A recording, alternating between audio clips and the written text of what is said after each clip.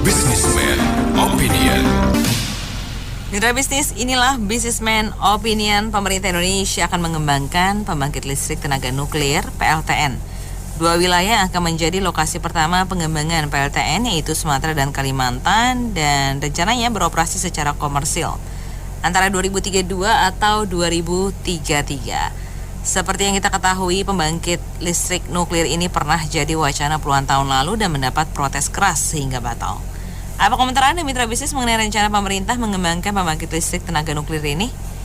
Silakan Anda bisa memberikan komentar Anda di 633-9160 atau WhatsApp call di 0816-924-924. Saya setuju sekali ya kalau untuk pengembangan nuklir itu, karena tahu saya untuk nuklir itu memang memakan biaya yang sangat murah. Karena saya tahu Jepang itu ya negara yang banyak banget gempa buminya, mereka masih menerapkan untuk pembangkit listriknya itu pakai tenaga nuklir.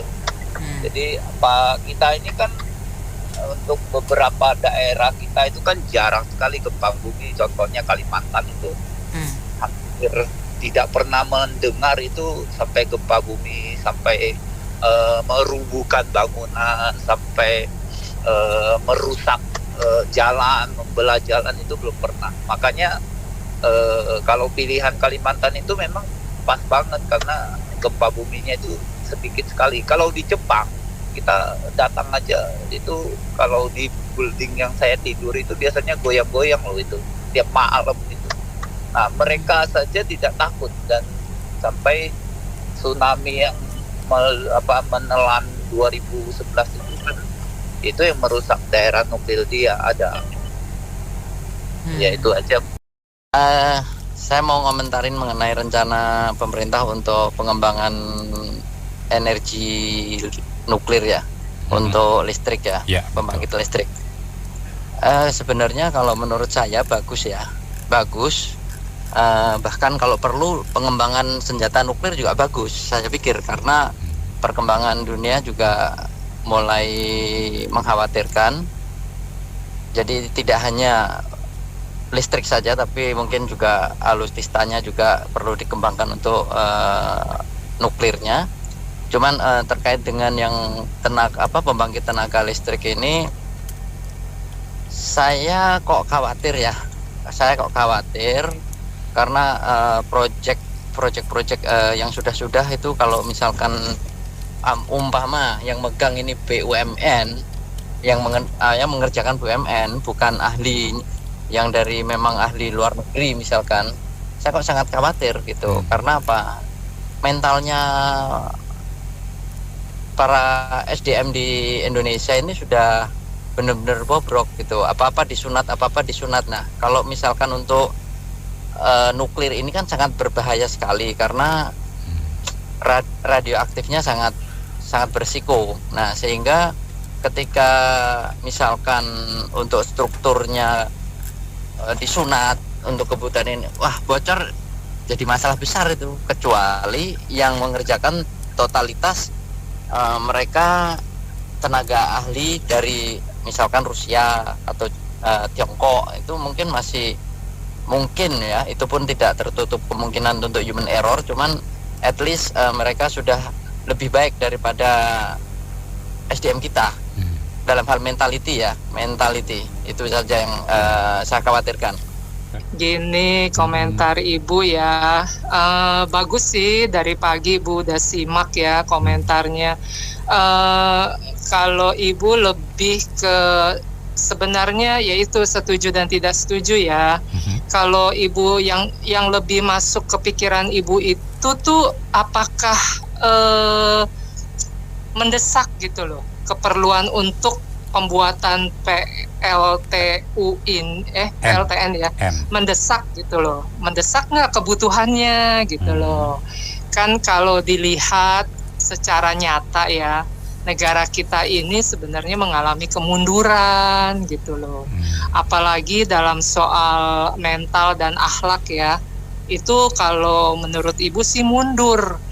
Dan untuk hal ini tuh ya memang memerlukan mental yang bagus gitu ya, dalam arti positif, mental baja, perilaku dan sebagainya ya. Makanya Ibu tuh setuju dengan peserta BO sebelumnya gitu, itu masukannya luar biasa, ada solusinya lagi, ada cara-cara ini A, B, C gitu kan. Ini makanya tuh Ibu lebih pikir tuh ini harusnya tuh nanya ke para peserta BO gitu loh, jangan kepada menteri yang bersangkutan, sebab sepertinya ilmu pengetahuan peserta BO tuh lebih bagus, lebih canggih gitu loh. Tapi ya sayangnya kembali lagi negara, pemerintah, pemimpin kita tidak mau gitu loh. Jadi makanya Ibu kembali mikir tuh lebih banyak, makanya dipikirkan kembali, pemerintah lebih banyak manfaatnya apa mudaratnya gitu loh.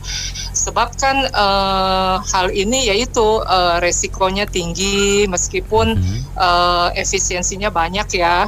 Tapi kembali lagi yaitu barusan saja berita itu ya soal beras ya. Aduh, Ibu betul-betul miris dan prihatin gitu. Ini sebenarnya nuklir ini sesuatu yang sudah lama ya. Itu kalau di negara maju mungkin udah mau 1 abad kali ya. Jadi kita ini secara teknologi ini udah jauh ketinggalan ya. Menurut saya hal-hal begini tuh nggak perlu ditakuti ya. Apa-apa ditakuti kapan bisa maju. Kalau ngomong ya orang kita begini ya nggak disiplin, saya kira disiplin itu tergantung pemimpinnya ya. Kalau penegakan hukumnya keras, disiplin dia. Atau misalnya kalau ini lalai, you akan mati. Disiplin nggak dia? Disiplin ya. Di Singapura aja kalau buang sembarangan bisa dicambuk aja, takut ya. Jadi bukan masalah itu permanen ya, sifat itu bisa dirubah. Yang cuma rusaknya di kita ini korupsi ya. Proyek baru selalu dikorupsi. Jangan-jangan nanti penelitian apa risetnya sudah dikorupsi duluan. Masalahnya di situ. Kalau teknologi kita akui kita nggak mampu, ya menurut saya ya cukup tragis. Kita nggak perlu berdiri lagi di dunia global ya, menjadi bangsa yang akan berdikari ya. Nuklir bukan sesuatu yang menakutkan. Kalau dipakai buat ini, dijaga ya, dipakai buat kedokteran ada nuklir ya. Banyak hal itu kita mungkin terkontaminasi sama senjata itu peluru kendali nuklir ya, yang mengerikan. Itu kan pengkayaan uraniumnya itu udah di atas 90%. Yang baru bisa tercipta. Kalau untuk pembangkit listrik itu ya masih kecil punya ya. Jadi ada tahapannya, nggak begitu ya. Kemudian kalau kita ngomong kita nggak disiplin, itu juga saya nggak setuju ya. Banyak hal yang mesti dieksplor. Hidup di dunia ini nggak eksplor, kita stay di tempat ya, nggak bakal maju. Banyak hal yang mesti ini ke depan, bukan cuma nuklir, banyak hal yang akan menjadi perdebatan kalau pandangannya selalu konservatif, takut ini, takut itu ya. Apalagi banyak juga yang bilang takut nanti kualat ya. Menurut saya nggak begitu. Agama atau keiman kita itu nggak terganggu dengan perkembangan teknologi. Kalau pelajari teknologi terus nggak ada iman gitu, kan nggak begitu. Saya kira Tuhan kita masing-masing juga menyuruh kita untuk mengeksplorasi alam semesta. Karena ya disuruh tuntut ilmu setinggi-tingginya kan begitu, supaya bisa mengeksplorasi juga planet-planet lain ya, luar angkasa, jelajahilah itu semua. Ya, kalau kita ngomong freedom to speak, yang kita paling paham ya, kalau dilarang kita protes keras ya. Nah ini juga freedom to imagination atau to exploration. Explore lah. Pengetahuan nggak bisa dibatas-batasi. Ya menurut saya begitu. Itu yang makronya. Bentuk syukur pada sebuah kebaikan ya. Iya. Tentunya itu kan kalau semua buat kebaikan, sekarang orang sedang meneliti kompilasi genom ya. Itu apakah mau dilarang juga? Itu kalau dibuat kebaikan manusia itu sangat bermanfaat. Ya. Mungkin ke depan itu tidak akan ada manusia yang nggak perlu divaksin lagi karena dia di dalam tubuhnya udah ada antibody. Ya, jadi ambil dari yang sudah ada antibody dipilah ke situ ya sel-selnya. Ya itu contoh aja ya. Maksud saya dunia ini luas sekali. Kalau kita semua berpandang kita bangsa Indonesia semua korupsi, semua nggak disiplin, akan bocor dan akan mati banyak orang, nggak begitu. Terlalu pesimis menurut saya ya memandang dunia ini. Saya lihat imbang banget nih, pro dan kontranya imbang banget, jadi saya tertarik juga. Anyway gini, kalau ini pendapat saya aja ya. Jadi satu sisi nuklir itu adalah bukan salah satu sih, dia energi yang paling bersih di seluruh dunia ini. Yang the cleanest energi itu nuklir. Dan yang paling efisien juga nuklir, the cheapest juga nuklir.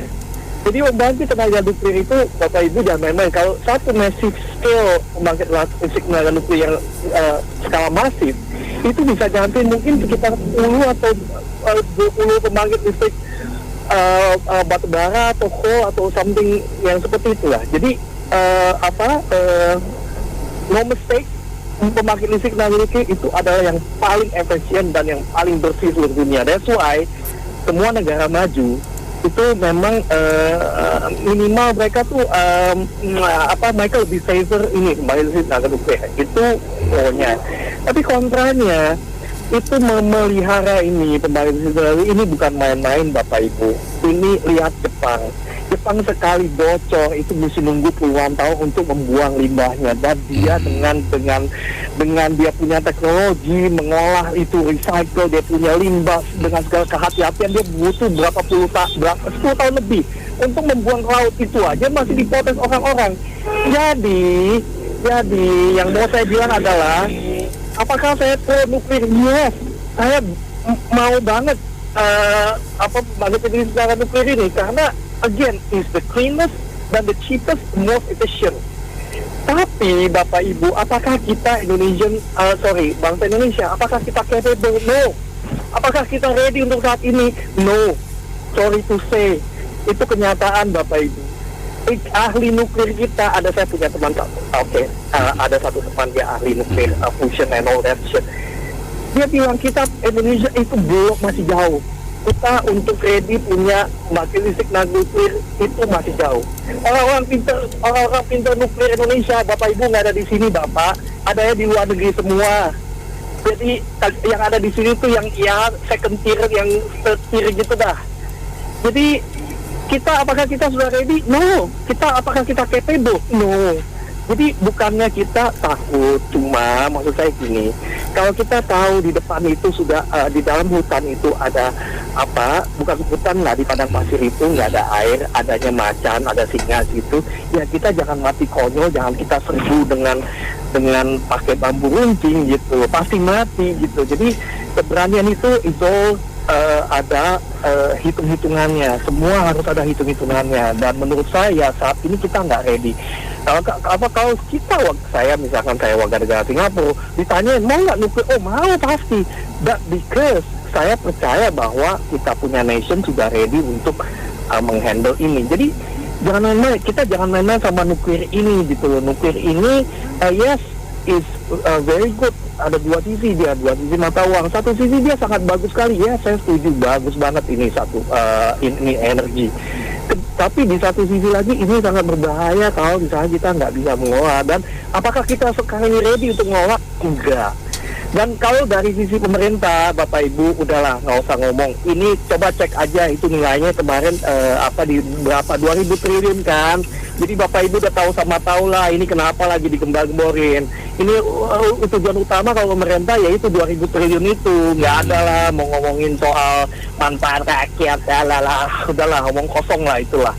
Ya, jadi itu menurut saya itu. Jadi saya nggak pro dan kontra, tapi saya kasih tahu kenyataannya seperti itu. Kira-kira gitu lah. Thank you. Ini agak kebingung ya. Ada yang pro, ada yang bela, ada yang enggak gitu. Cuma ada alasan yang bela supaya Indonesia itu bisa dianggap gitu loh. Karena kan waktu itu kapal perang Amerika lewatin Aceh gitu loh. Deket banget. Jadi seakan-akan kita itu punya pembangkit listrik tenaga nuklir itu bisa udah setara gitu loh sama Amerika, sama Cina gitu loh. Kan lucu ya, karena bukan kapal perang Amerika aja yang udah ke situ, yang dari pengungsi Rohingya juga bukan kapal perang juga bisa masuk gitu loh. Iya. Jadi kan bukan masalah punya pembangkit listrik tenaga nuklir jadi orang takut atau enggak. Itu karena lemahnya sistem radar dan kurangnya patroli kan, banyak gitu loh. Jadi kalau misalnya punya pembangkit tenaga nuklir orang bakal takut, ya enggak lah. Punya senjata nuklir baru orang takut. Tapi kan itu bisa kena sanksi gitu loh. Jadi saya nggak ngerti pembelaan ini supaya bangsa Indonesia dianggap setara gitu. Sementara di Cina sama di Rusia dan banyak negara itu nggak punya Starlink loh. Mereka nggak punya Starlink. Saya juga curiga kenapa Starlink nggak nambah ininya, satelitnya. Dia nggak mau nambah untung gitu. Nah, apakah dia ini mau cari untung atau bisa jadi mata-mata? Sementara negara-negara yang lain nggak punya gitu loh. Jadi kita mau bilang sebelum kita nyerang orang, kita udah di rudal dulu kali. Gitu loh. Jadi kalau mau bilang alasan membela itu biar kita setara, masih jauh lah Bang Ben. Saya justru pengen tahu nih alasan utamanya di kalau Sumatera, Kalimantan itu katanya alasan apa bisa cocok buat membangkit listrik tenaga air karena banyak sungai besar. Nah, kenapa harus dipakai nuklir? Maksudnya ini harus dijelaskan dong. Maksudnya tujuannya bukan karena kita bisa jadi lebih setara gitu sama negara lain, itu lucu gitu aja Bang Ben. Kasih. Iya nih, tenaga nuklir ya mau dijadikan PLTN. Udah siap belum? Segala-galanya, SDM-nya. Takutnya kan meledak atau bocor itu. Terus pembuangan limbahnya bagaimana? Apa tidak ada tenaga fuse ya?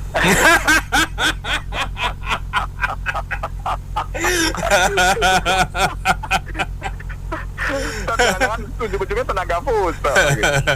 PLTF itu sih judulnya, pembangkit listrik tenaga fuse. Ya ini begini. Kan harus ada blueprint dulu, proposalnya, lalu dananya disiapkan. Dan SDM-nya tuh harus yang benar-benar mampu menangani nuklir. Nah, kita kompor minyak aja sering meledak tuh, gas 3 kilo sering meledak, gitu kan. Apalagi nuklir gitu kan. Jadi kita bingung nih, mau main teknologi tinggi, tapi SD-nya kelihatannya kurang mumpuni ya, kurang jujur. Lalu Intergas Melolaknya juga melakukan, jangan-jangan nanti dikorupsi uraniumnya kemungkinan. Lucu kan, jadi nyala mati bisa gitu nuklir ya. Nah, itu kita juga ingat bahwa nuklir ini bukan energi yang sembarangan. Dia tidak stabil, Mas. Berbeda dengan lawan nuklir, ada dari uranium juga, tapi bentuknya zat antimateri. Itu dimatikan, dipraktekkan. Jadi listrik dia bebas radiasi. Padahal dari uranium bahannya. Kalau nuklir itu ada radiasinya. Dan memang ini tidak stabil. Dia kalau ada sesuatu error waktu digunakan listrik nuklir, menciptakan lubang hitam loh itu. Bisa. lubang hitam kan berbahaya. Makanya dijatuhkan ke air waktu film apa itu Spider-Man seperti yang kasus Fukushima Pak, yang jelasnya Pak. Tenaga fusi yang menciptakan matahari kecil dari uranium itu kan memampatkan dari materi atom-atom, dimampatkan. Kalau jadi atom tuh kalau positif negatif, neutron, proton, elektron dimampatkan, dia kan jadi tenaga fusi. Iya. Dan itu bisa menciptakan matahari kecil. Itu Cina sudah melakukannya kan kalau tidak salah. Dan SDM-nya harus bagus, intinya seperti itu. Lalu yang berikutnya infrastruktur. Kalau infrastrukturnya nggak siap, ya bisa bahaya juga sih, atau kurang siap. Lalu berikutnya apa? Pengawasan. Pengolahan pembuangan limbahnya sesuai AMDAL tidak.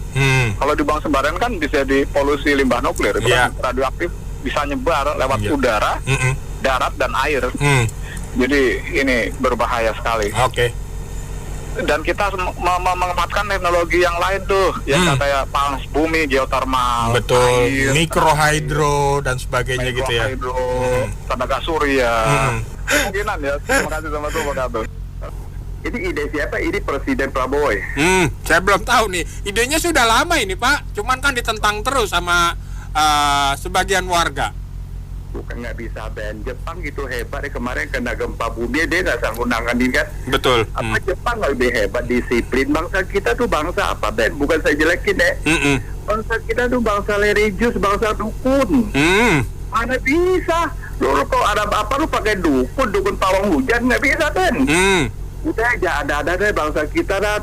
Yang penting karena Tony korupsi diberesin dulu dah, bener nggak? Yang mana yang penting-penting.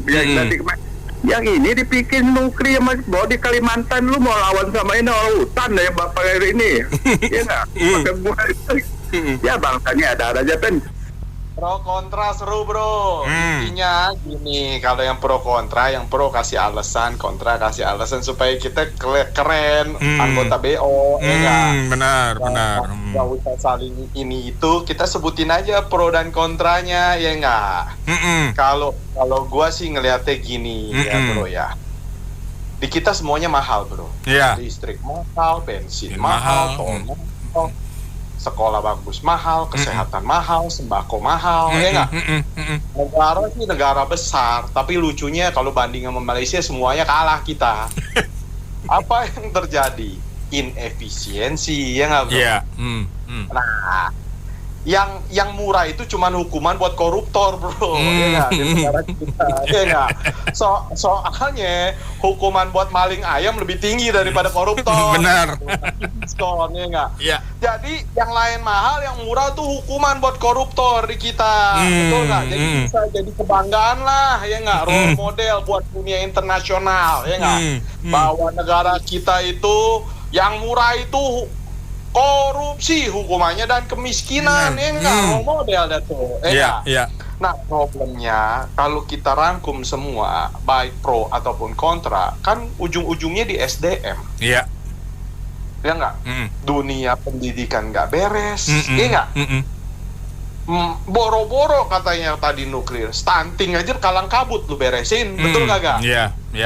Gua pribadi pro dan kontra, gua ada di tengah. Bisa setuju bisa enggak, tapi jujur aja, lihat deh waste management kita amburadul, ya enggak? Betul. Tingkat aksi preventifnya juga amburadul, ya enggak? Yang kental itu kita budaya korupsi, hukumnya lemah, ya enggak? Akuntabilitasnya rendah, ya enggak? Itu. Jadi lu bisa bayangin dong, anggaran ribuan buat bikin PLTN, gua pastikan 100% itu bocor pasti. Lu bayangin kalau nuklir bocor, Kalau mau betulin dulu undang-undang anti korupsi, otomatis yang lain pasti ngikutin. Betul nggak bro? Benar. Mulai dari pendidikan pasti ngikutin, SDM, SDA, kesehatan, pelayanan publik, semua pasti bener, ya nggak? Di situ kalau bener, orang kan takut korupsi, betul nggak? Kita jadi negara maju, ya nggak? Lo mau bikin nuklir pun kita bisa sama lah sama Jepang, ya nggak? Karena kita tahu Prancis pun 60%-nya dia listriknya pakai nuklir, ya nggak? Negara kita jaga durian aja sampai diambil sama Thailand, betul kagak? Untung aja rendang sama batik kagak, karena udah keburu viral. Kalau kagak, udah diambil Malay juga, betul nggak? Nah, penegakan hukumnya ini harus jalan, ya nggak? Yang cilaka pejabat sama penegak hukum terus-terusan ngelanggar, ya nggak? Dikasih nonton ke rakyat, ya nggak? Amburadul itu udah dari kepalanya, bro, betul nggak? Polisi bunuh anak buah gara-gara booking LC 10 juta, bro. Bikin malu. Yo. Bener, ya nggak? Yang model beginian nih ya, sebenarnya ya, hukumannya itu ya direndam di jacuzzi, bro. Ya nggak? Pakai minyak. Jacuzzinya pertama, nggak? Salah, bro, bukan pertama, Petralite, karena udah dioplos pertamaknya, bro. Ya nggak? Iya. Sama kayak beras yang dioplos, beli premium, harga premium tapi kualitas standar. Gue pengen tanya sama Pak Prabowo, Pak, kapan dihukum, Pak, di jacuzzi nih? Ada ide dari ini sama Tony gitu, ya nggak? Ya nggak? Mulai aja, Pak, dari undang-undangnya, ya nggak? Aku udah hampir setahun nih jadi presiden nih, ya nggak?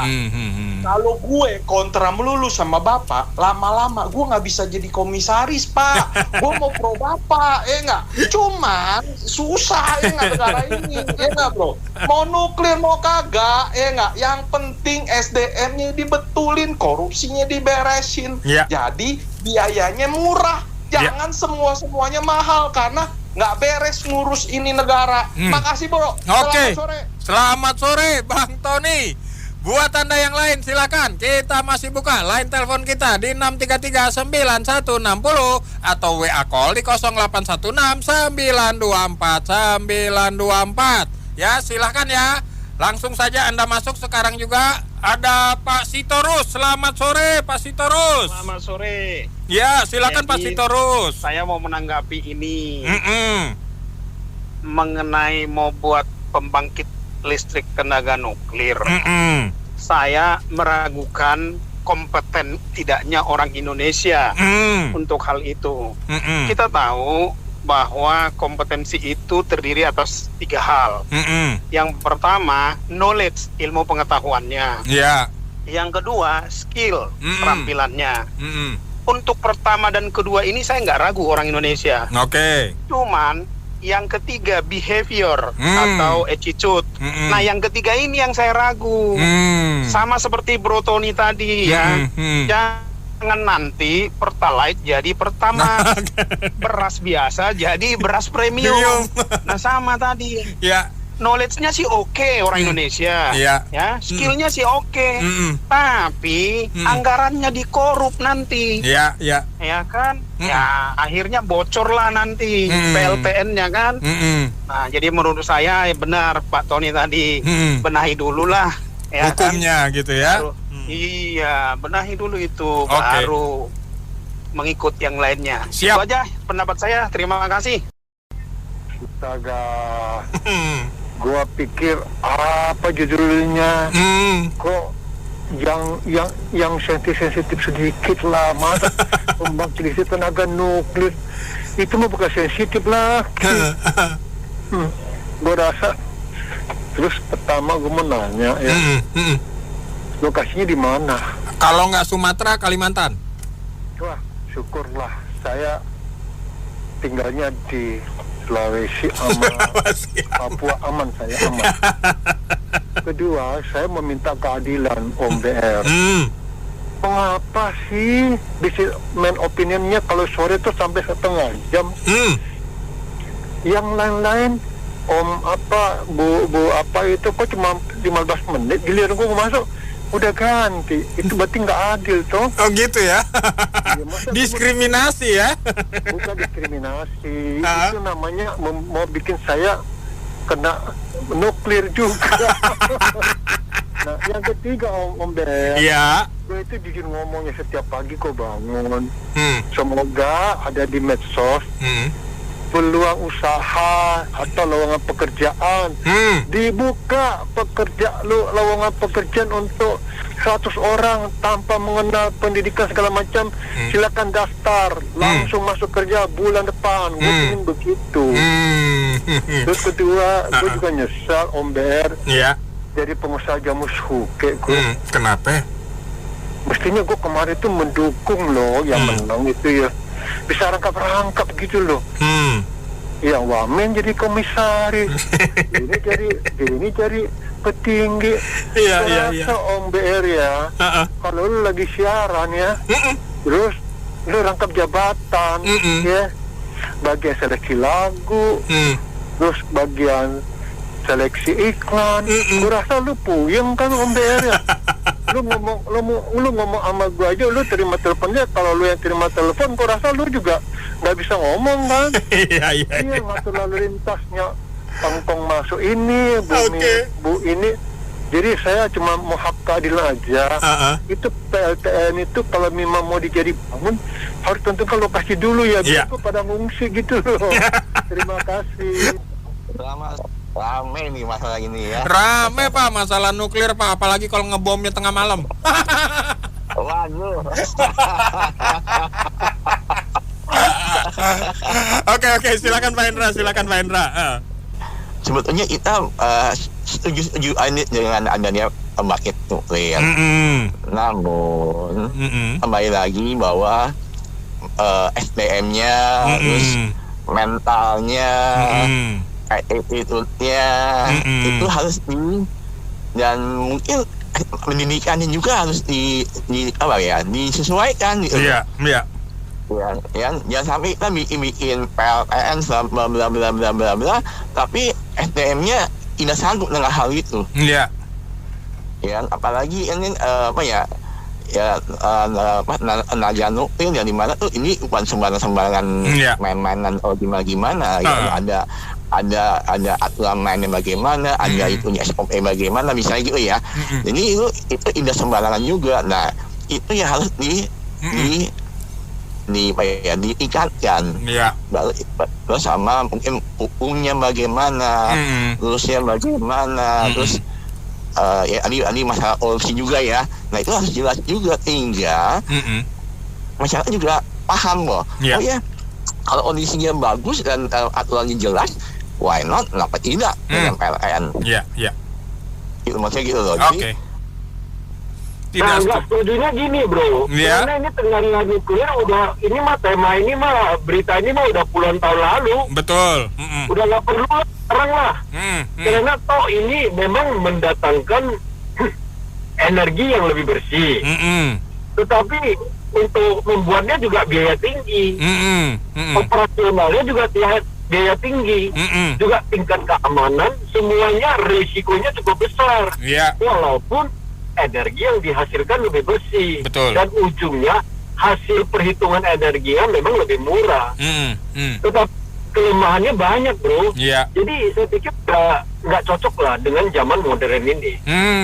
Mungkin ini hanya mengakomodir kepentingan politik antara Indonesia dengan Rusia dan Cina, supaya mungkin ada reciprocal lah ya, saling tukar ya, untuk proyeknya barangkali. Tetapi bagi saya nggak perlulah. Kita boleh sekarang udah banyak energi terbarukan yang terus direkayasa. Energi tenaga surya pun akan lebih murah. Bahkan juga angin dan segala macam udah bisa. Dan itu pun Indonesia rasanya sekarang kita punya sumber energi masih banyak. Cuma belum di-explore dengan benar aja. Jadi saya pikir nggak setuju untuk saat inilah, karena lebih baik anggaran kita yang lebih besar itu dipakai untuk yang lebih tepat sasaran. Udah banyak dikorupsi kiri kanan, bolong sana, bolong sini, ini di proyek yang seperti ini. Saya pikir nggak perlu lah sekarang lah. Pakailah yang lebih tepat dan kita terus suarakan supaya anggaran kita tepat sasaran, tidak dikorupsi, supaya hukum kita yang ada terus ditegakkan seadil-adilnya dan tegas-tegasnya itu lebih penting. Nah, lantas saya setuju juga bro untuk nuklir ini.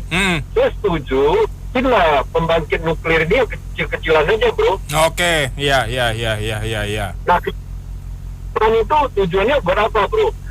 Nuklir pejabat kita yang kerja nggak becus bro. Buat nuklir si koruptor bro. Masukin ke reaktor langsung ya. Pejabat koruptor udah dikasih nuklir. Tapi dia reaktor supaya dia langsung kena radiasi bro. Jadi kecil-kecil aja kok, break aja bro. Kalau si Prabowo kan nggak bisa kasih rancangan undang-undang kan belum bisa. Mau hukum mati juga bisa, udah kasih mereka nuklir aja bro. Terima kasih. Nah sih udah banyak yang komentar sih, intinya sih kita kan bukannya terpaksa harus pakai nuklir ya. Iya. Ya kan, kita banyak sekali alternatif, kecuali mereka yang mungkin ada musim dingin, mereka nggak bisa ngandalin matahari. Iya. Ya orang nggak ada air, maksudnya airnya nggak sebanyak kita, dan kita ada banyak alternatif. Kenapa kita harus milih nuklir? Nah, itu pertanyaan saya. Yang dimana itu kita harus benar-benar harus jaga terus, nggak boleh sampai ada kesalahan maupun manusia atau dalam pembuatannya itu juga gitu loh.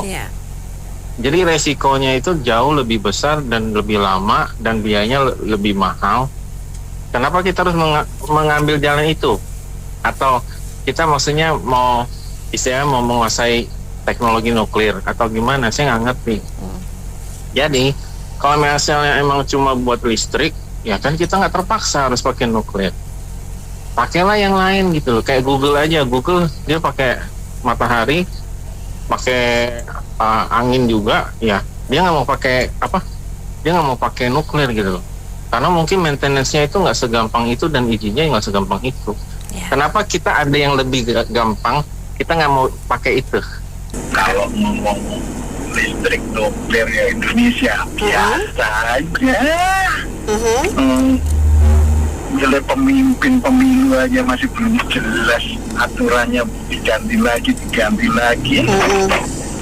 jelas. Mestinya yang kayak gitu kan orang lain sudah bilang pemilu mah 3 pemilu, negara lain maka kayak kita setiap mau pemilu masih otak-atik sistem, masih itu belum pendidikan juga masih nggak jelas mau dibawa kemana, apalagi kita ngomong nuklir gitu. Jadi mestinya hal-hal dasar diberesin dulu gitu loh, menurut saya itu.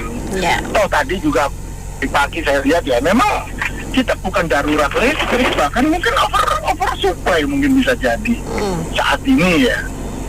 Karena kita kan berapa waktu zamannya siapa itu Jokowi itu kan mau sekian sama Yusuf Kala waktu itu mau dibuat jumlah itu masih over supply. Nah makanya PLN maksain harus ini harus itu karena oversupply. Nah ini menurut saya sih Indonesia nih apa ya, nggak jelas konsepnya tuh, nggak jelas mau kemana negara ini juga nggak jelas gitu loh. Pemahak pemimpinnya wae itu kalau kita orang ngomong gitu.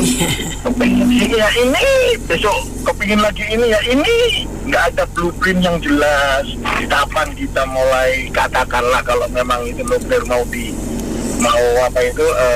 listrik nuklir dari nuklirnya itu mau dibuat itu nggak ngomong sakit-saknyet ibarat orang Jawa itu. Ini keterlaluan gitu. Sementara yang basic bener, coba kita udah berapa 70 berapa tahun kita merdeka, pemilu aja nggak jelas sampai sekarang. Kemarin serentak, sekarang dipecah-pecah lagi apa segala lah namanya itu baru pemilu, milihnya pemimpin gitu loh. Gimana mau mimpinnya, baru milih aja kayak gitu loh. Pendidikan juga sama aja, mana ada sekarang yang paling bagus pendidikannya kayak gimana, nggak ada jawabannya ya, apalagi ini. Jadi menurut saya jadi not prioritas.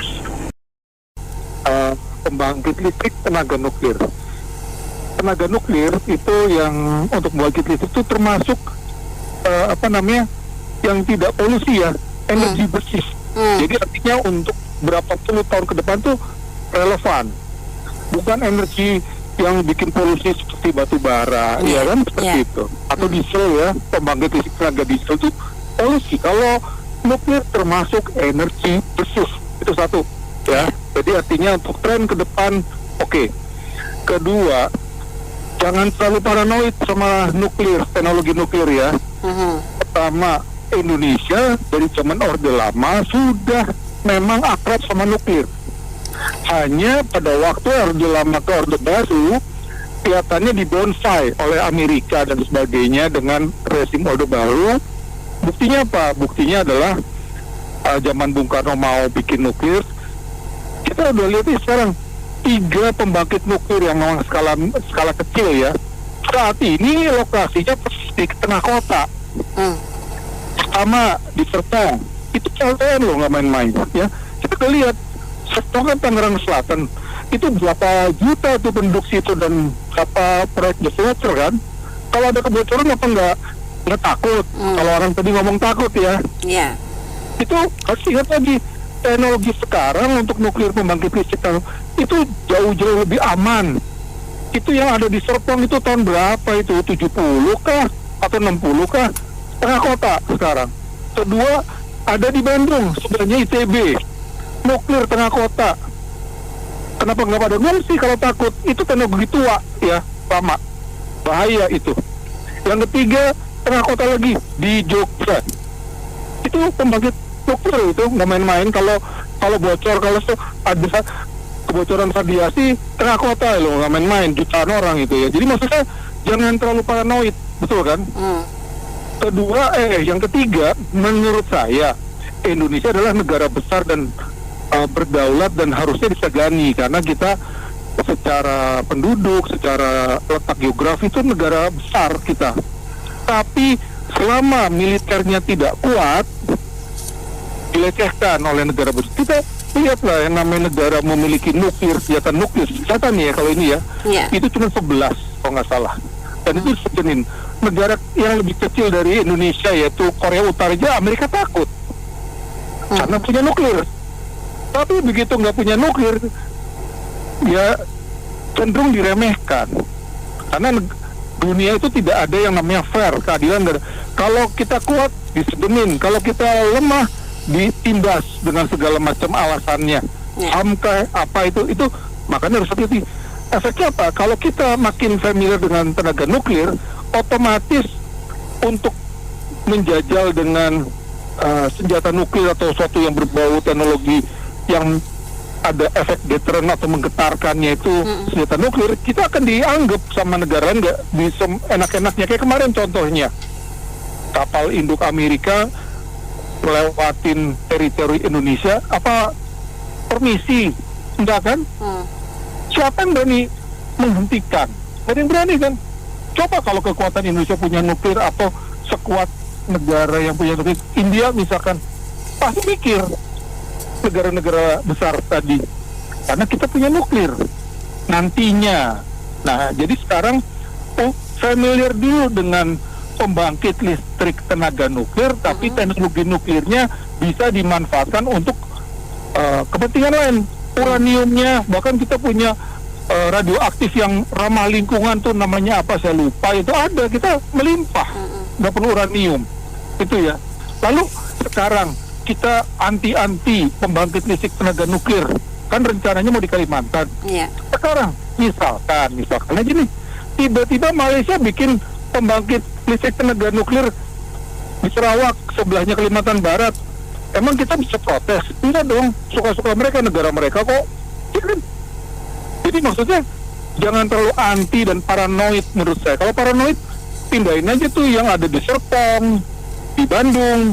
Jadi menurut Anda kita siap gitu Pak? Sudah siap dengan itu, teknologi nuklir? Siap atau tidak siap, menurut saya kemarin kan udah dikasih tahu sama ini yang polemik soal mau membangun semacam pangkalan lah kerjasama dengan Rusia di Biak ya, kan ribet banget. Itu Rusia siap membantu misalkan. Kita nggak perlu, kita kan ambil aja. Kalau Rusia nggak bantu bisa, kan cukup baik itu yang namanya Perancis. Bisa mempertimbangkan teknologi Perancis nuklirnya, teknologi Rusia, teknologi Jepang juga. Kan banyak pilihannya. Maksudnya cari aja yang cocok untuk Indonesia dan aman kurang lebihnya. Jadi apapun ceritanya, menurut saya Indonesia sebagai negara besar dan negara kaya raya itu harus menjaga, jangan sampai kayak anti itu paranoid gitu. Kalau paranoid ya bukan saya bilang maju, pemimpin biarin aja lah pemimpinnya gitu. Toh yang milih siapa tuh yang 58 kan? Ya kan? Ini plus minusnya kalau nuklir ini jadi dibangun, ya Indonesia bisa dibilang tidak akan lagi namanya kekurangan pasokan daya listrik. Ya, karena nuklir itu potensi hasil dari ledakan nuklir yang secara kimiawi atau fisiknya ya, itu bisa menghasilkan listrik yang mungkin buat seluruh Indonesia bisa gitu loh. Jadi kasusnya kayaknya Bali gelap gulita karena pasukan dari Jawa itu kurang, misalkan itu nggak ada lagi. Mungkin kita akan harus belajar ke wilayah daerah-daerah yang sudah bisa menghasilkan teknologi nuklir ini untuk sebagai pasokan dari listrik ya. Contohnya di Jerman, itu salah satunya yang sampai saat ini belum ada kejadian musim yang kayak di Chernobyl di Rusia yang mungkin benar-benar meledak ya. Mungkin kita nggak akan belajar dari kecelakaan itu, kita bisa belajar, tapi kita juga harus belajar dari Jerman yang mungkin bisa notabene yang sejauh ini mereka pakai nuklir nggak ada masalah gitu kan. Dan itu satu hal yang mesti harus kita lakukan kalau memang tujuannya ke sana. Potensi itu untuk apa? Untuk diminimalkan kecelakaan karena bagaimanapun juga orang kita ya nggak usah ngomong nuklir deh ya, yang biasa aja kita kerja di lapangan, yang untuk proyek suruh pakai sarung tangan aja atau pelindung merinda itu aja nggak pernah dipakai, iya kan?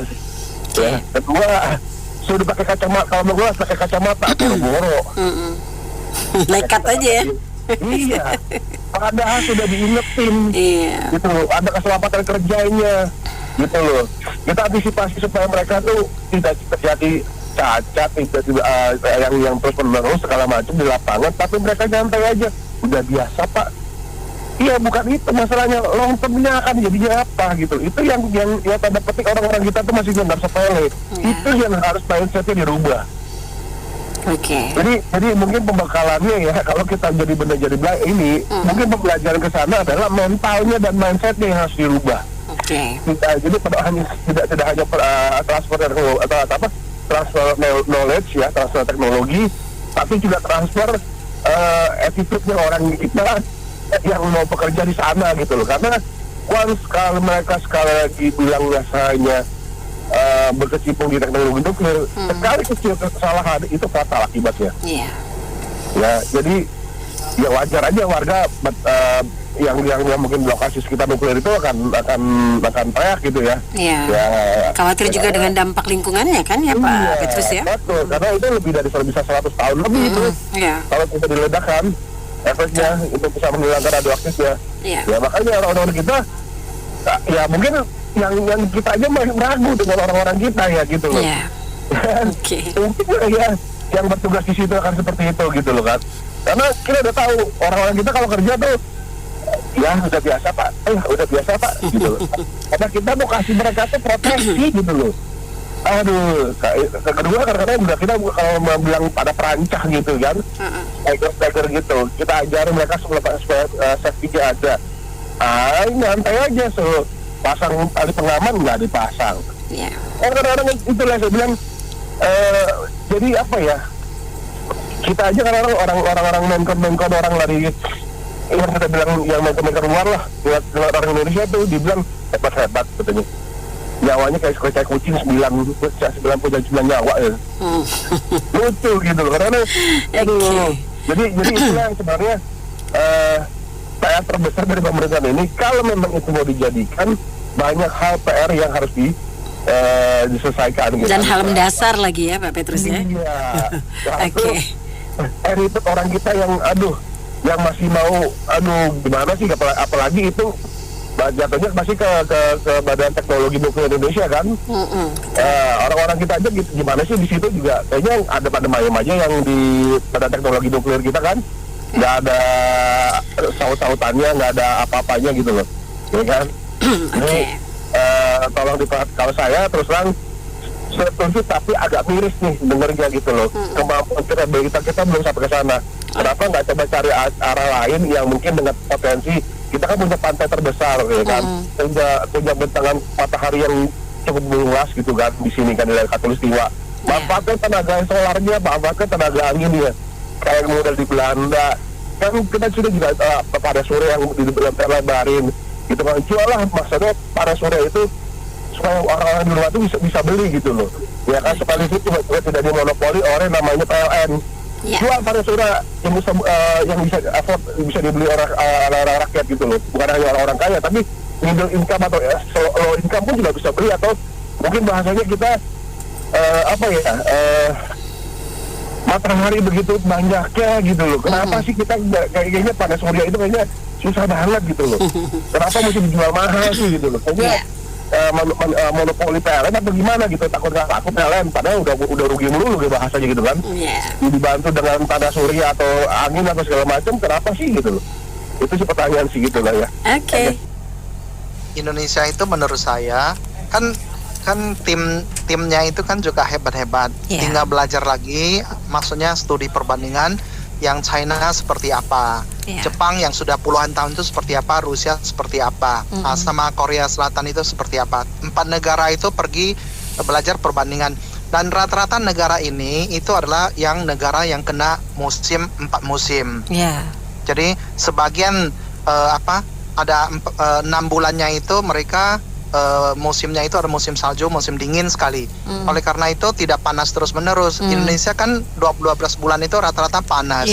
Jadi apakah cocok? Investasinya bagaimana? Apakah itu sebetulnya oleh China itu sudah ketinggalan zaman? Apakah mereka itu sudah menuju ke energi terbarukan yang baru lagi? Menurut saya Indonesia karena tropis, betul itu manfaatkan teknologi yang panas bumi, yang dari matahari ya. Jadi ditampung lalu disalurkan, itu tak terbatas itu menurut saya. Jadi tinggal belajar sama Rusia atau China atau negara yang memang memanfaatkan tenaga surya, panel surya itu untuk mengembangkannya, dan itu kan tidak ada resiko-resiko yang terlalu besar seperti Jepang itu pembuangan limbah nuklirnya ke laut, lalu dicaci maki negara lain, lalu diprotes apa-apa, dan itu sangat membahayakan. Apalagi Jepang yang sudah sedemikian disiplinnya, dan itu sudah pengalaman puluhan tahun yang lalu. Indonesia baru mau belajar, baru mau meniru, tidak usah tiru-tiru orang lain ya, manfaatkan keunggulan negara-negara di garis khatulistiwa yang tropis agar mendapatkan sesuatu pembangkit listrik yang lebih alami, kemungkinan juga lebih murah, lalu dia itu lebih sifatnya itu tidak risiko besar dan lebih lama, lebih abadi gitu, maksud saya lebih lama. Sehingga kalau dikalkulasi dia pasti ongkos jangka panjangnya itu lebih murah gitu. Kalau nuklir kita dengar-dengar aja seperti tadi bapak-bapak sampaikan itu, kita dengar aja udah agak serem. Maksudnya jembatan Surabaya Madura saja kadang dicopot-copotin, benar besi-besinya. Jembatan tolnya yang depan Tanjung Priok itu kadang katanya yang bawahnya itu dicopot-copotin. Tidak disiplin. Jepang yang disiplin saja masih bisa bocor-bocor, apalagi Indonesia masih ketinggalan 30-40 tahun punya teknologi gitu. Demikian. Negara terbanyak di dunia di dalam korupsi, 40 negara yang masuk di dalam list ya Mbak Nena. Itu nomor 1 Indonesia Mbak Nena. Tepuk tangan dong. Oke, terus nomor 2 Somalia, Sudan Selatan, Syria, Yaman, Sudan, Afrika, Afghanistan, Libya, pokoknya kayak gitu. Jadi ini semua itu ya kebanyakan negara Afrika. Kamboja aja masih di posisi nomor 21 itu Mbak Nena ya, korupsinya ya Mbak Nena. Dari 40 negara terkorup di dunia itu Indonesia. Pertanyaan saya, emang Mbak Nena itu nggak ingat ya IKTP aja itu loh, IKTP yang dapat keringanan ya? Bukan dapat keringanan apa enggak, IKTP itu dikorup itu kebangetan banget. Iya, maksudnya pelakunya kan dapat keringanan kemarin kita bahas toh. Nah, bukan gitu lagi. Akibatnya IKTP kita itu kan boleh katakan nggak jadi IKTP Mbak Nena. Kan seharusnya itu bisa diakses ke seluruh, maksudnya ke seluruh Indonesia. Online ya. Gitu. Online gitu toh. Terus akhirnya kan nggak bisa. Terus kan baru diperbaiki itu saat Jokowi toh. Aduh ampun deh Tuhan. Itu tuh kayak gitu. 1 ya. 2. Masa Mbak Nena itu nggak ingat ya kalau negara kita itu negara yang paling juga tidak disiplin, orangnya paling males baca. Lah, sudah nggak disiplin, males baca kurang. Terus belajarnya dari mana Mbak Nena? Terus gampang kalau bahasa Jawanya itu menganggap enteng semua hal. Lalu emangnya kau pikir mereka akan tidak korup bila membangun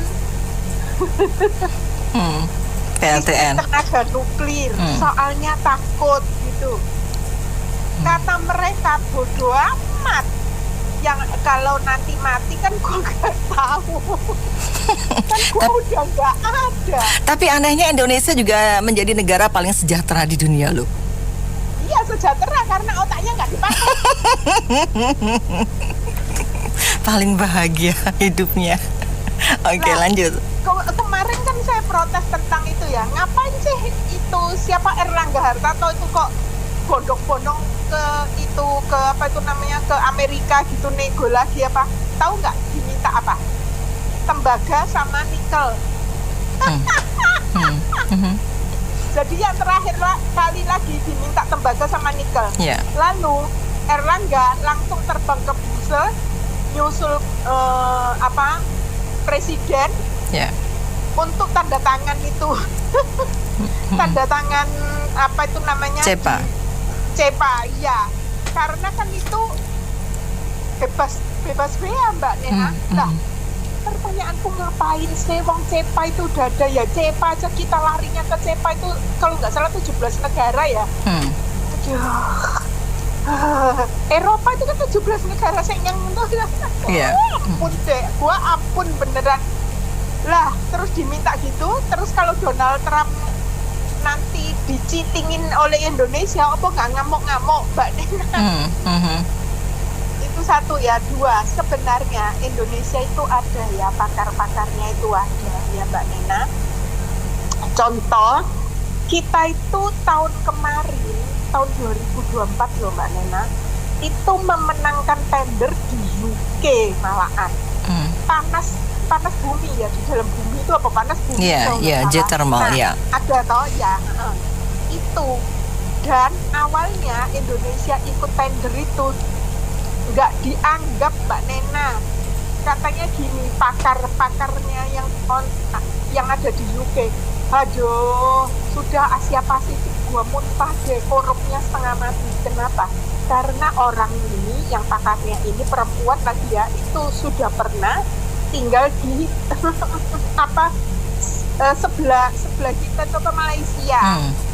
Lah di Malaysia itu korupnya ampun. Tapi Malaysia nggak termasuk 40.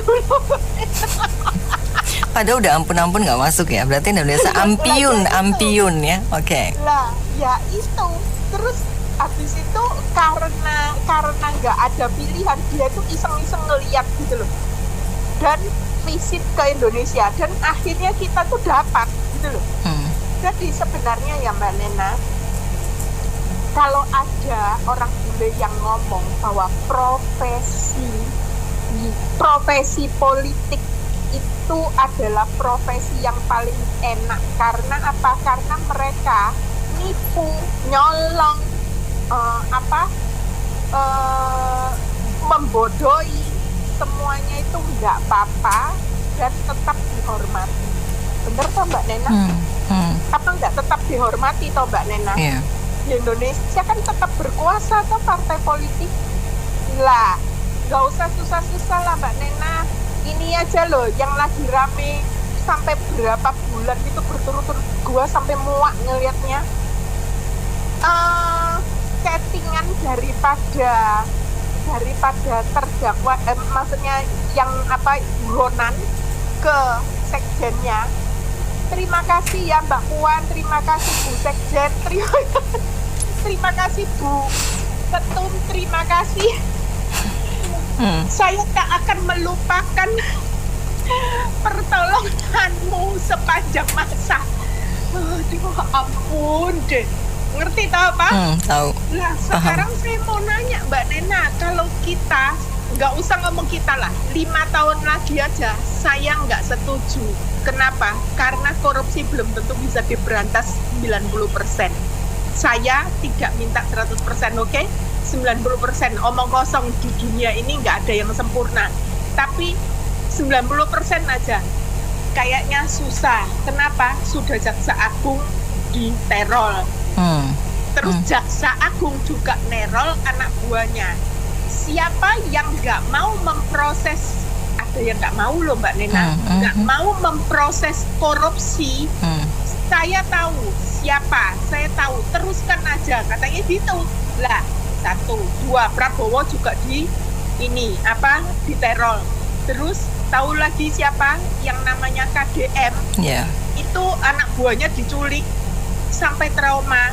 Nah, terus yang baru ini duta duta Indonesia yang mau berangkat itu tuh dibunuh itu dengar-dengarnya karena dia ngurusin juga, maksudnya posting di media sosial tentang korupsi yang nggak bener kayak gitu loh Mbak Nena. Oke, aku ngomong dari 2 hal ya. Pertama, lokasi. Lokasi itu, kita ini negara yang terletak di Ring of Fire. Jadi sangat rentan terhadap gempa bumi, dan itu ya sangat, ya musuh utamanya ya itulah. Selain kalau dibom sama Israel kayak Iran kayak gitu, atau dibom sama Amerika, kan nggak mungkin kalau kita dibom, kecil sekali lah. Tadi musuh utamanya kan gempa. Nah, kalau dari sisi itu, sebenarnya Sumatera itu juga termasuk Ring of Fire. Cuman Kalimantan mungkin enggak. Cuman masalahnya pusat kebutuhan listrik, bisnis itu sebenarnya kan di Jawa, Sumatera. Kalimantan berkembang ya, pertambangan luar biasa, tapi industri masih belum. Nah, jadi di situ ada ya trade off lah. Ya, aman sih Kalimantan, menurut saya aman. Nah, bayangin aja kita mau transmisikan, misalnya nih, jadi ini bikin di Kalimantan, mau transmisikan ke Pulau Jawa, ke Sumatera, itu pasti costly banget juga. Oke. Terus berikutnya, kita ngomong sebenarnya pilihannya itu oke atau enggak. Jadi sekitar Maret lalu atau awal April ya, aku ke Taiwan. Aku ada ngobrol dengan mahasiswa Indonesia, ngobrol-ngobrol lah, yang mengambil jurusan renewable energy. Kita diskusi lah di situ. Nah, ngomong ternyata Taiwan baru menutup reaktor nuklir dia yang terakhir tuh.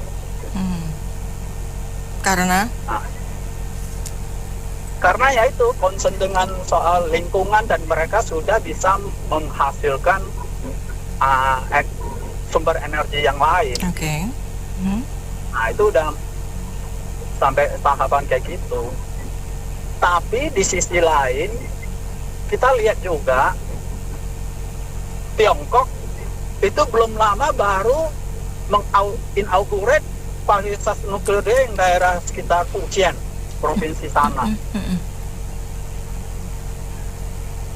Ke Tiongkok itu kota-kotanya terang-terang luar biasa lah, listriknya habis-habisnya. Terus kita lihat dia kan ada ladang-ladang energi surya, ya kan, segala macam lah. Dia banyak banget sumbernya, tenaga angin lah. Nah, tapi dia juga membuat reaktor nuklir juga. Bahkan sebenarnya di atas nuklir itu kan ada namanya plasma. Kebetulan anakku bahasnya soal penelitiannya mengenai plasma sebenarnya. Jadi ya ini pilihannya serba ya, tapi memang di satu sisi sekarang teknologi nuklir ini sudah sangat aman loh, sudah sangat canggih. Jadi nuklir itu nggak harus gede banget, tapi dia bisa sesuaikan lah ukuran, misalnya ukuran mikro dan lain-lain kayak gitu. Nah, kita nggak tahu ini rencananya gimana. Kalau ngomong ya dibantu sama Rusia, ya Rusia termasuk yang cukup memang dulu ada tapi ya jadi sana lah. Maklumin bahwa memang dari kita ini banyak yang skeptis ya, tapi mestinya pada tempatnya. Skeptisnya apa? Kita ini korupsinya luar biasa ya. Saya takutnya itu nuklir sebelum nuklirnya bocor, anggarannya udah bocor duluan ya. Itu pasti itu. Nah, itu satu. Tapi sebenarnya saya berpendapat, saya setuju dengan ini ya. Kita ini bukan negara bodoh, bukan orang bodoh ya. Kenapa? Saya bisa kasih contoh. Kenapa kalau orang Indonesia ke Singapura bisa takut sama hukum? Nggak berani ludah, nggak berani nyebrang sembarangan, ya patuh hukum. Kenapa? Karena ada hukum. Iya kan? Sini karena penegakan hukumnya sembarangan. Suka-suka lu deh. Kalau ketangkap juga bisa sogok, murah lagi. Jadi rusaknya di situ. Nuklir ini kita lihat ya, kita PLN satu per kWh-nya berapa duit? Kita ini harganya energinya mahal. Kalau murah, ya kita akan bisa berkompet dengan negara lain. Karena energi ini dasar dari segala macam. Anda mau bikin pabrik, tapi kalau energinya mahal, yang susah bersaingnya. Harga jualnya jadi tinggi. Jadi kalau energi murah akan bagus semua buat semua. Ya kita satu rumah misalnya. AC 3 bayar listrik sebulan berapa? 2 jutaan. Iya 2 juta. Nena AC 3 2 juta. Bener ya? Betul. Bener ya. Nah kalau pakai nuklir mungkin cuma 500.000 atau apa. Itu kan luar biasa. Itu akan merubah struktur dasar industri kita. Ya nggak cuma rumah tangga juga ya terbantu. Industri paling penting. Jadi itu kalau kita masih berpandangan ini akan bocor nuklirnya, radiasi segala macam, ini kita ketinggalan. Bangladesh saja sedang bangun, Vietnam juga mau bangun. Jadi kita kalau mampu ya, menurut saya ini mampu. Teknologi nuklir bukan sesuatu yang di langit. Ini udah biasa. Cuma mesti disiplin aja. Jadi kalau kita masih bicara mengenai nanti bocor lah, susah lah, kapan kita mau majunya ya? Kita kalau bicara begitu ya 50 tahun lagi ya kita masih begini. Kapan kita ke langit? Jangan ke langit ya, langit ada Tuhan. Nanti ketok-ketok pintu panggil Tuhan kan nggak enak, nggak boleh. Jadi itu tahyul semua. Menurut saya harus dijalanin ya, diterangkan. Itu sesuatu yang bermanfaat. Kayak AI sekarang ada yang bilang jangan AI, nanti sesuatu yang terlalu canggih akan merusak. Ini pikiran bodoh. Kita harus conquer ini teknologi untuk kehidupan. Makasih. Iya, ini sebenarnya kan pembangkitan tenaga listrik nuklir ini sangat efisien dan murah ya. Cuma di Indonesia ini harus dipastikan satu lagi, mental korupsinya harus hilang dulu. Karena kalau kita masih ada mental korupsi, nanti proyeknya dikorupsi juga, ada kebocoran, ya risikonya besar sekali. Ya, yang kedua adalah lokasinya ditentukan yang jauh dari pemukiman, seperti itu. Misalnya di pulau dan ada kabel penghubung gitu. Jadi akan lebih aman lah gitu. Saran saya seperti itu. Mental korupsinya harus diperbaiki dulu sebelum membangun pembangkit tenaga nuklir. Terima kasih. Sip. Oke. Saya setuju kalau umpama PLTN itu, tapi bukan untuk menghasilkan listrik yang murah, tapi untuk mengurangi jumlah penduduk, Mbak. Jadi sengaja untuk mengurangi jumlah penduduk kalau memang radiasinya menyebar. Apa ini loh? Kok ayak-ayak baik. Terus? Loh gimana Mbak?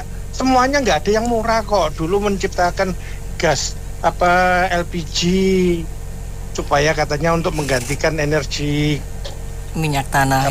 Minyak tanah lebih murah. Tapi sekarang rugi. Apa-apa rugi. Nggak ada yang untung ya Mbak. BUMN-nya. Nanti kalau mau pakai PLTN pun tetap ngomong rugi lagi Mbak. Jadi untuk jumlah penduduk aja, pengurangan jumlah penduduk Mbak, cocok Mbak itu. Kalau radiasinya menyebar tuh sangat bagus tuh. Jadi ide brilian ya Pak? Sangat brilian. Bukan untuk kebaikan, tapi untuk memang mengurangi jumlah penduduk aja.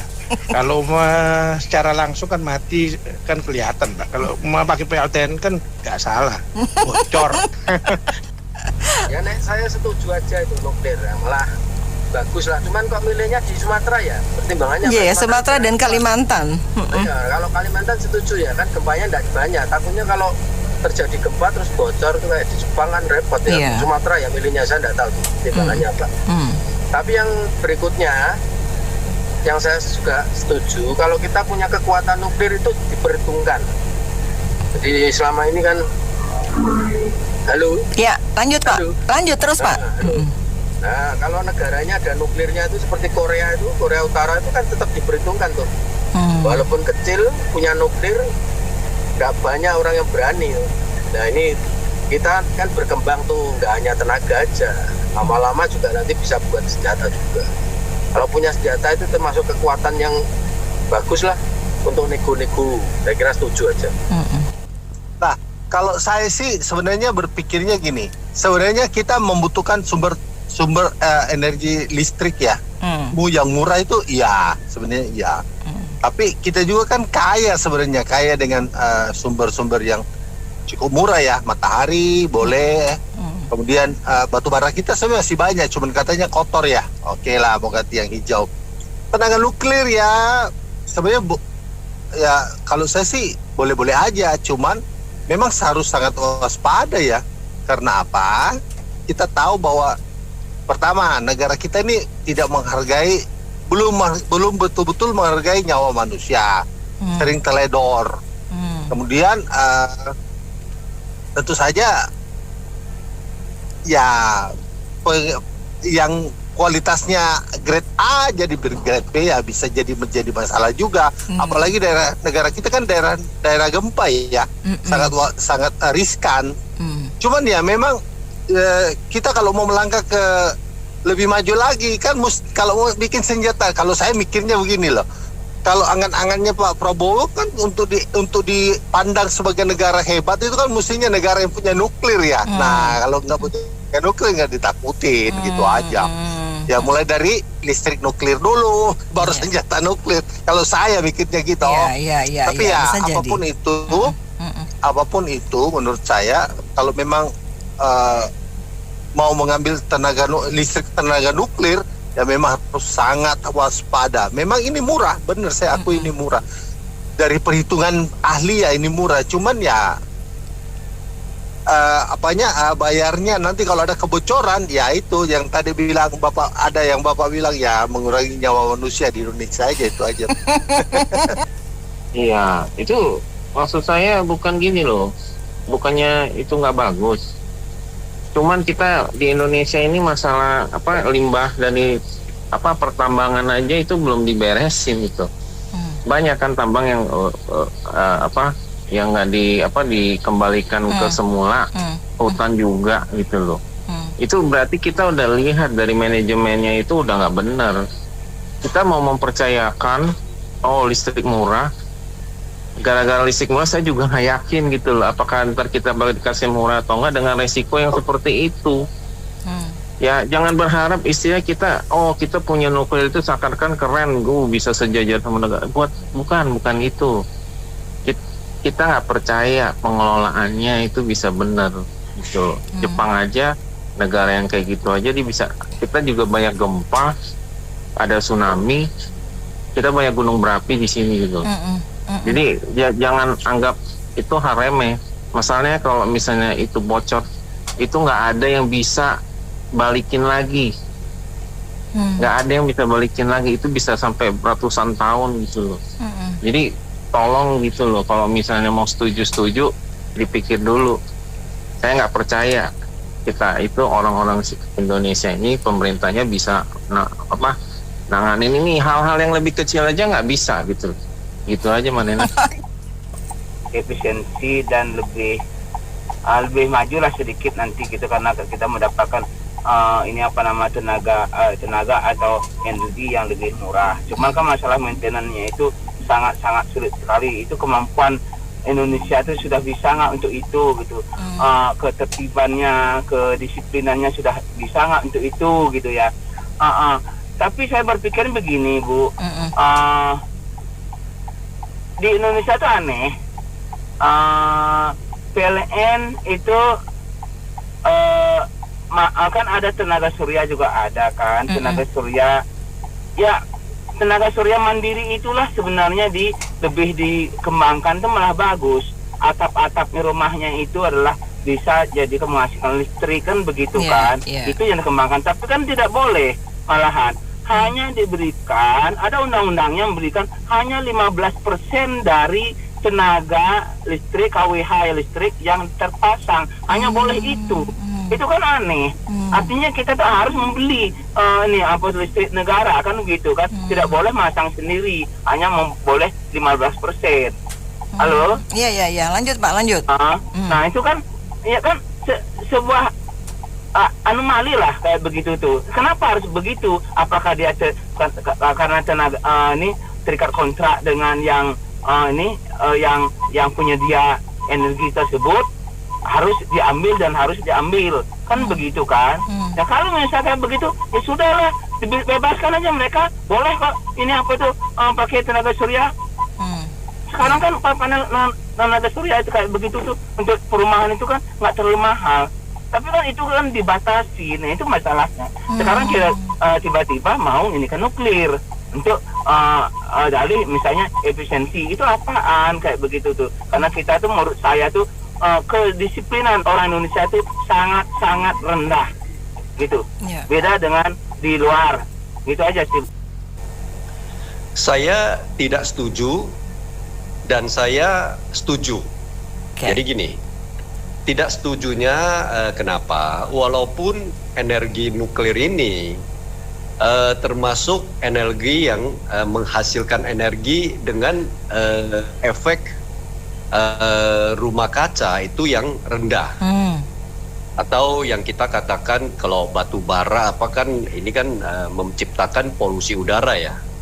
Energi ini nuklir ini memang bersih dan menjadi salah satu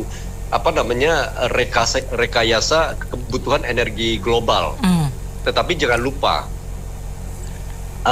teknologi terus-menerus menciptakan energi terbarukan yang lain.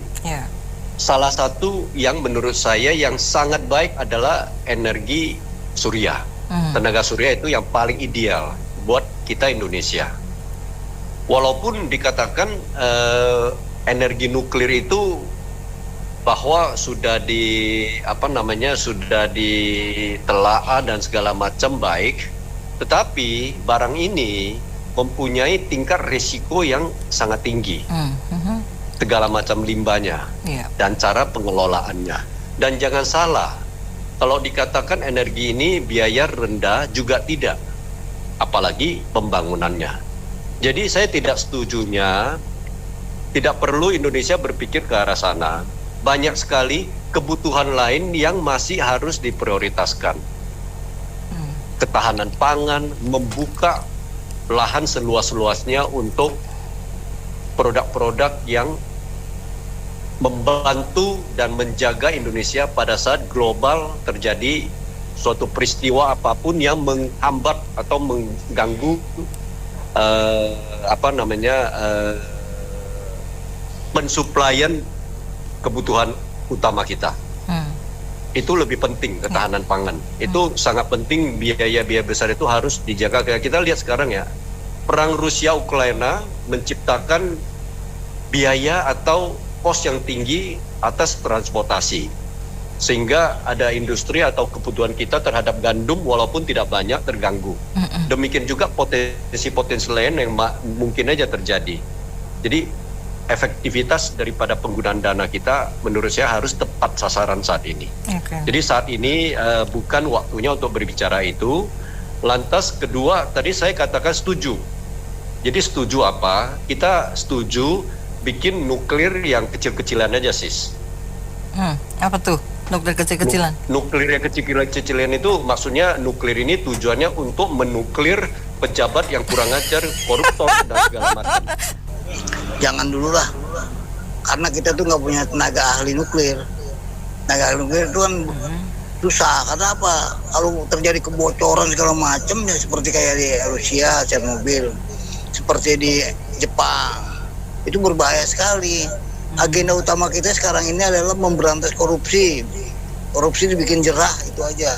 Jangan di macam-macam. Karena uang korupsi kita tuh udah triliunan yang nggak bisa menjadikan rakyat. Karena apa? Pak Presiden kita ini jangan pakeu terhadap orang-orang korupsi. Bikin undang-undang yang bikin hukuman mati, itu aja. Jadi nggak usah neko-neko lah, soal nuklir lah, apalah.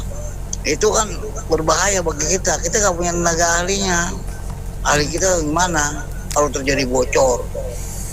PLTN yang dulu pernah jadi di daerah Rembang itu diprotes keras. Karena apa? Kita kalau udah terjadi itu apa layak kita mau mati semua karena kena radiasi nuklir. Masih banyak sebetulnya untuk energi itu. Ada dari ketak jarak bisa kita kembangkan itu, ada dari angin, dari matahari yang risikonya nggak begitu besar seperti nuklir. Kita ini kurang kuliahin orang semuanya bikin ahli nuklir. Yang saya tahu tuh Budi Sadikin itu yang jadi Menteri Kesehatan itu katanya lulusan nuklir. Dia nggak ada kerjaan di nuklir, dia jadi Menteri Kesehatan.